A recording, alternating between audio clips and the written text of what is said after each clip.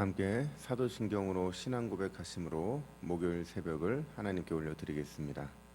전능하사 천지를 만드신 하나님 아버지를 내가 믿사오며 그 외아들 우리 주 예수 그리스도를 믿사오니 이는 성령으로 잉태하사 동정녀 마리아에게 나시고 본디오 빌라도에게 고난을 받으사 십자가에 못 박혀 죽으시고 장사한 지 사흘 만에 죽은 자 가운데서 다시 살아나시며 하늘에 오르사 전능하신 하나님 우편에 앉아 계시다가 저리로서 산자와 죽은 자를 심판하러 오시리라. 성령을 믿사오며 거룩한 공회와 성도가 서로 교통하는 것과 죄를 사하여 주시는 것과 몸이 다시 사는 것과 영원히 사는 것을 믿사옵나이다. 아멘. 찬송가 70장입니다. 피난처 있으니 환난을 당한 자 이리 오라. 땅들이 변하고 물결이 일어나 산 위에 넘치되 두렵지 않네. 찬송가 70장 함께 찬양 올려드리겠습니다. 피난처 있으니 환난을 당한 자 이리 오라. 땅들이 변하고 물결이 일어나 산 위에 넘치되 두렵지 않네. 이방이 떠들고 나라들 모여서 진동하나. 우리 주 목소리 한 번만 바라면 천하의 모든 것 망하겠네. 만유주 하나님 우리를 도우니 피난처요. 세상의 난리를 그치게 하시니 세상의 창검이 쓸데없네. 높으신 하나님 우리를 구하니 할렐루야. 괴로움이 심하고 환난이 극하나 피난처 되시는 주 하나. 높으신 하나님, 높으신 하나님 우리를 구하니 할렐루야. 괴로움이 심하고 환난이 극하나 피난처 되신 주 하나님. 할렐루야. 오늘도 피난처 되시는 우리 주님을 만나는 우리의 삶이 되길 간절히 축복합니다. 이 시간 말씀을 받겠습니다. 이 복된 시간에 주시는 하나님의 말씀은 누가복음 1장 26절에서 38절까지의 말씀입니다.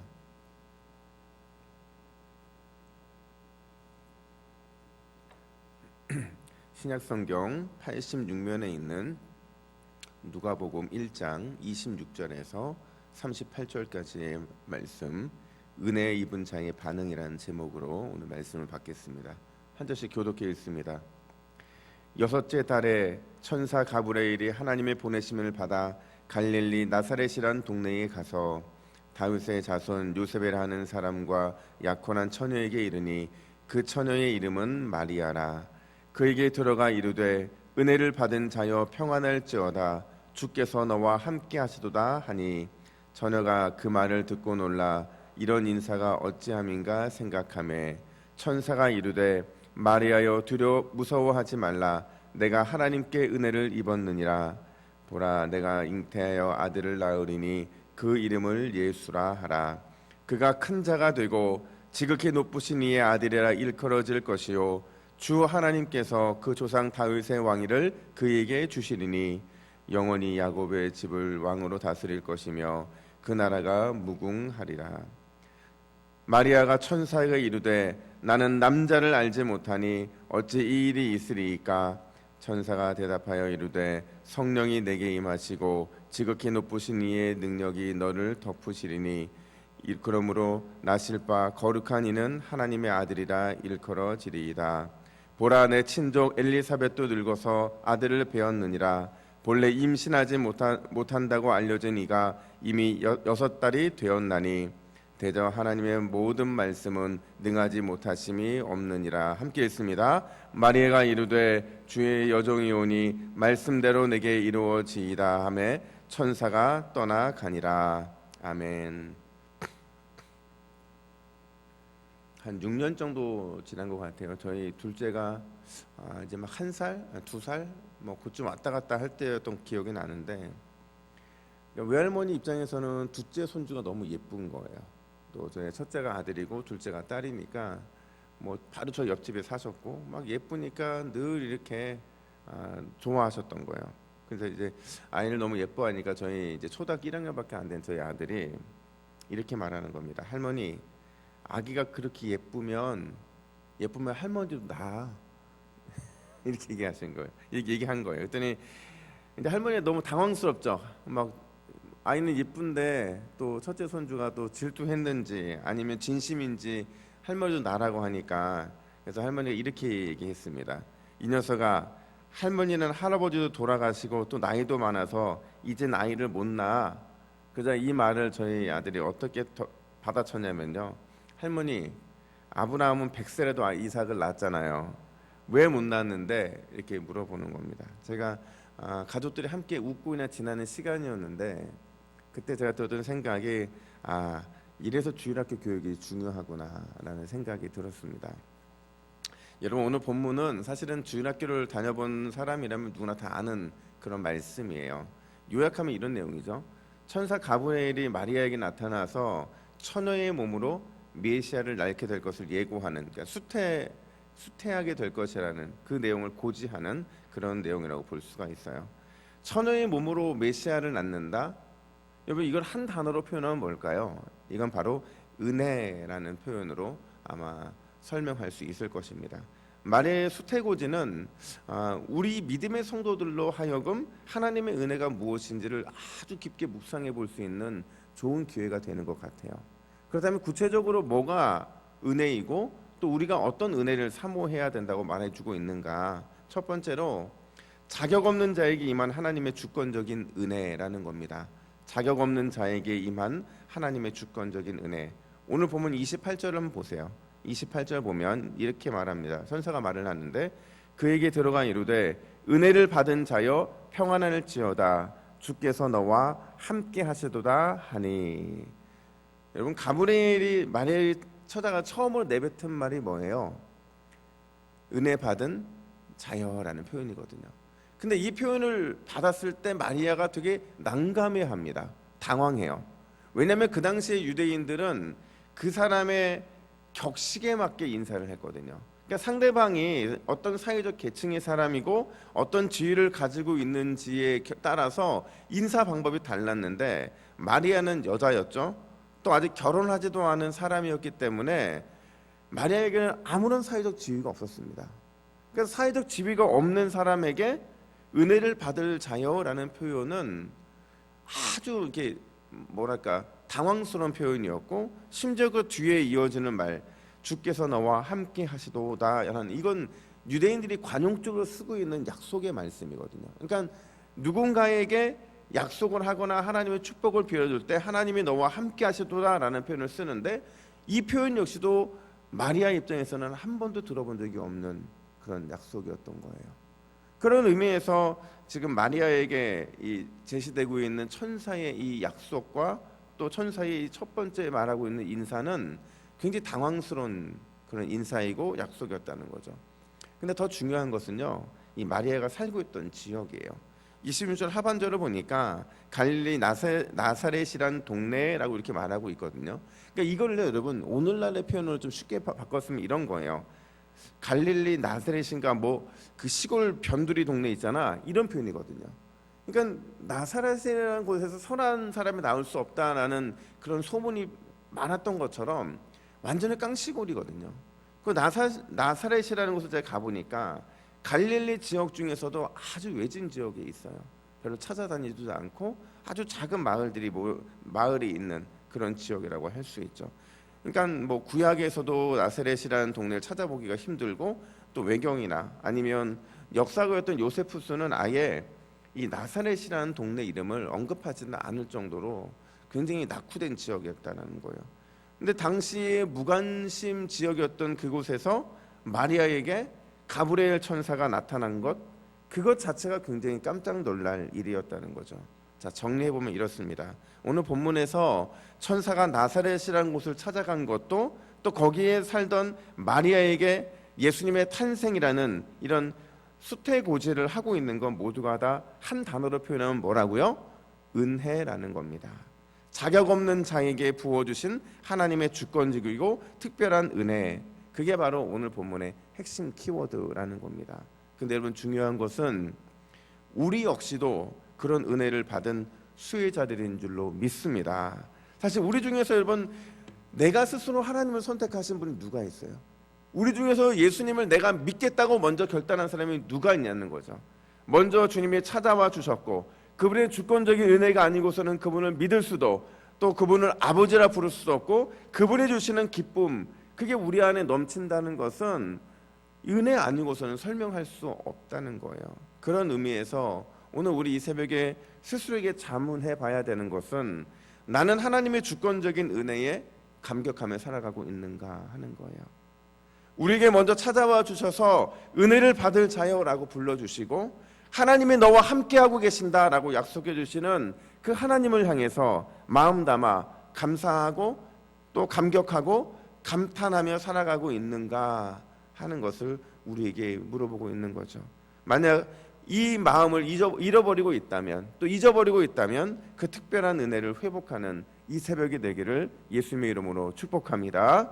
뿐만 아니라 오늘 마리아의 수태고지를 통해 묵상하게 되는 두 번째 은혜는 온전한 드림의 자세라는 겁니다. 한번 따라해 볼까요? 온전한 드림. 그러니까 온전한 드림이라는 건 뭐냐면, 그러니까 그때 제가 한번 설교 때 말씀드린 걸로 기억나는데 올인입니다. 하나님 앞에서 나의 모든 것을 드린 거예요. 마리아는 가브리엘의 말을 듣고 두려워합니다. 두려워하고 떨어요. 왜냐하면 그 당시 처녀가 임신했다는 것은 세 가지 면에서 정말 어려운 상황이거든요. 완전히 사회적으로 고립이 되는 겁니다. 왜냐하면 첫 번째로 약혼자 요셉과의 갈등, 그리고 파혼할 수 있기 때문에 그래요. 두 번째로 그런 여인을 가족들이 데리고 살 이유가 없는 거예요. 제가 말씀드렸죠. 지금 마리아는 사회적 신분이 없는 여자예요. 버림을 받아도 아무런 문제가 발생하지 않는 게 그 당시의 그 사회적 관념이었다는 거죠. 뿐만 아니라 세 번째가 나사렛이라는 작은 동네로부터 완전히 고립되는 겁니다. 동네에서 버리는 거예요. 여러분, 사람의 몸에 전염병이 생기면 이스라엘 백성들은 철저하게 성 밖으로 내쫓습니다. 그리고 완전히 치유될 때까지, 제사장이 다 치유됐다는 회복을 할 때까지 성 안에 발을 디딜 수가 없는 게 유대인의 이 배타적인 이런 마음들이거든요. 그러니까 뭐 처녀가 임신했으니까 얼마나 수치스러워요. 내쳐도 상관이 없을 만큼 그만큼 어려운 상황에 있었던 게 마리아의 상황이었다는 거죠. 그런 두려움에 사로잡혔던 마리아를 향해서 가브리엘이 뭐라고 관건하냐면 37절 보세요. 37절 보면 대저 하나님의 모든 말씀은 능하지 못하심이 없느니라. 그러니까 한마디로 말하면 하나님께는 불가능이 없다라는 말을 하고 있는 거예요.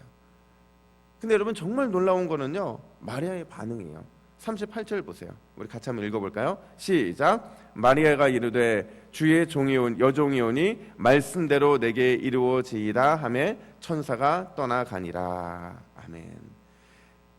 주의 여종이 오니 말씀대로 내게 이루어지이다 라고 말하는 이 표현을 다시 말하면 주님께 제 삶을 송두리째 드리겠습니다 라는 표현입니다. 주님이 나에게 정말로 어떻게 보면 삶을 완전히 포기할 만한 어떤 헌신을 요구하셨고 그 드림을 요구하셨을 때 저는 주님이 원하시는 데 제 삶을 송두리째 드리겠습니다 라는 말을 하고 있는 겁니다. 여러분, 믿음이 이런 게 아니겠어요? 수많은 두려움과 불가능 속에서 하나님의 말씀을 믿음으로 받아들이고 내 인생을 송두리째 드리는 것, 그것이 참 믿음인 줄로 믿습니다. 오늘 이 새벽에 우리에게 필요한 게 뭐냐면 주님께 우리 역시도 주님의 말씀 앞에서 믿음으로 그 모든 것들을 받아들이고 내 인생을 송두리째 하나님께 드리겠다라는 믿음의 고백을 하는 겁니다. 하나님 영적인 배수의 제를 치고 있는 우리를 하나님은 절대로 버리지 않으신다는 거예요. 영적인 배수의 제를 온전히 치지 않았기 때문에 우리가 하나님 앞에 응답을 받지 못하는 거지, 영적인 배수의 제를 치고 주님께 달려나가면 우리가 주님의 은혜 앞에 그 은혜에 충만한 것들을 누리지 못할 사람이 없게 된다라는 겁니다. 제네바 개혁자였던 존 칼빈이 자신을 내쫓았던 교회가 있어요. 제네바 그 교회가 자신을 내쫓아서 자신은 지금 너무나 편한 목회를 다른 곳에서 하고 있는데 다시 와달라는 이 요청 앞에서 마음이 너무 힘든 거예요. 내가 왜 굳이 거기를 가야 되느냐, 지금 여기서 목회하면 되지, 이런 마음을 갖고 있을 때 파렐이라는 믿음의 동역자가 그의 마음을 흔들어요.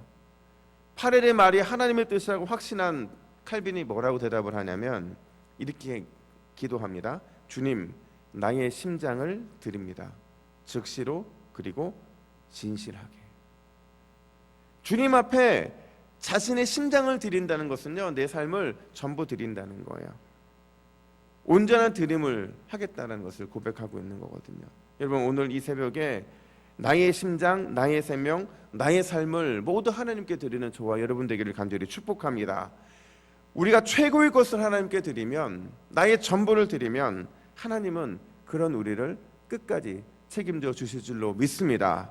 이 은혜를 함께 누리는 이 새벽, 우리 모두의 기도의 제목들이 되기를 예수님의 이름으로 축복합니다. 기도하겠습니다. 우리 김계분 권사님 감사헌금 주 앞에 올려드렸습니다. 함께 기도합니다. 하나님 아버지, 이 새벽에 전부를 드린 마리아의 삶을 통해 하나님께서 놀라운 축복의 은혜의 길들을 우리에게 보여주시니 감사합니다. 우리 역시도 영적 배수의 제를 치고 하나님 앞에 우리의 삶의 전부를 드릴 수 있도록 역사하여 주시옵소서. 주님께 드리는 것 아까워하지 않도록 도와주시고 우리의 마음, 우리의 생각, 우리의 삶을 주님께 드릴 때에 주님께서 우리의 모든 삶들을 끝까지 완벽하게 책임져 주시옵소서. 이 새벽 기도하며 주 앞에 올려드리는 모든 마음들을 기뻐 받아주시고 특별히 범사에 감사하여 올려드린 귀한 예물이 주 앞에 신실하게 쓰임받는 복된 예물 되게 하여 주시옵소서. 감사드리며 예수님의 이름으로 기도하옵나이다. 아멘.